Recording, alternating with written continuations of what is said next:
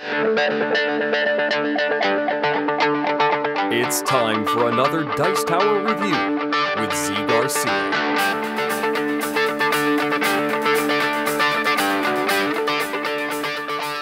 Hey everybody, today I'm taking a look at the latest expansion for Neuroshima Hex here, the standalone army Death Breath.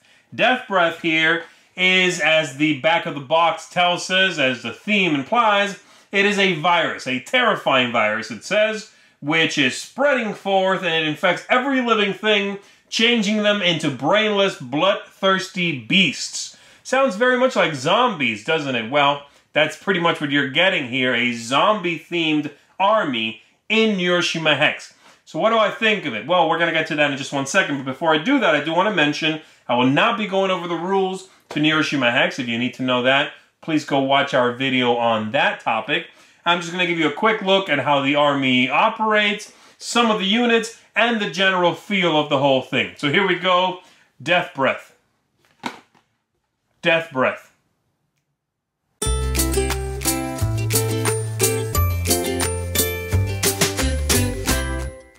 So here's everything that comes with the Death Breath army for Neuroshima Hex, as well as, of course, the little rule book right here, which is also going to have the handy-dandy guide that they've all come with, so that you have a quick and easy way to figure out how everything works.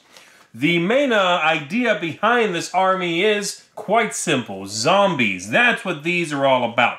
There's a virus, the rule book tells you, that has been spreading, and it'll take over anything with even half a brain and turn it into a zombie. And so what that translates into is a couple of main things. The main HQ for this army does not have a location-specific power, meaning it does not matter where it is on the board. Its power is simple. You can make zombies and bring them back, okay?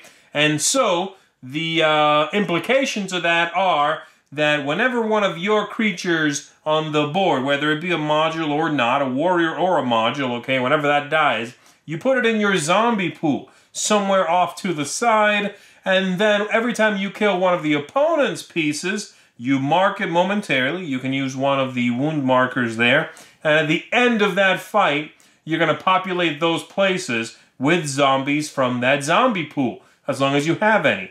If you run out of zombie pools and there are still places for them to go, you just wipe those places away. And so the zombie army here, Death Breath, is pretty slow. They're fairly weak, but they always keep coming for you. And that's what makes them so thematic. They really do feel like a zombie army that keeps on shuffling towards you. They do not stop regenerating. They do not stop advancing on you. And there's a couple of mechanisms in the units here that really help sell that feeling. So let me show you some of those. A couple of things first. You have some units that have some regular symbols and then some symbols in green. This one, for example, has in this direction a single hit normally, but two more are added in green. And then this unit here has speeds 2 and 1, and then a speed 3 in green. What does all this mean? The green symbols. Quite simple. They mean that after the unit dies and comes back as a zombie, meaning when you place it on the board again, you are going to put a token on it that looks like that, and that's going to denote that it's died and come back. It's the living dead now, and so it has those features activated. Very cool. There's a few units like that.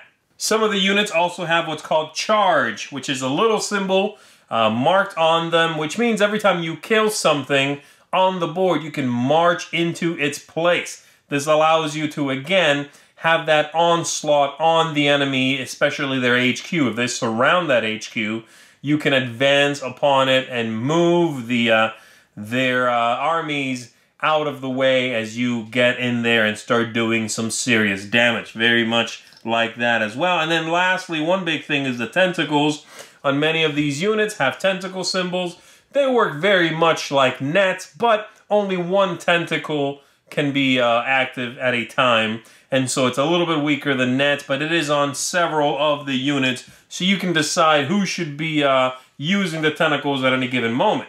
There's a couple of other special tiles, but that's mainly it. You have, for example, this one, which lets you castle with an opponent's piece, switching them to, but again, with an opponent's piece. You have the reappearance token here, which is going to allow you to pop up a zombie anywhere on the board.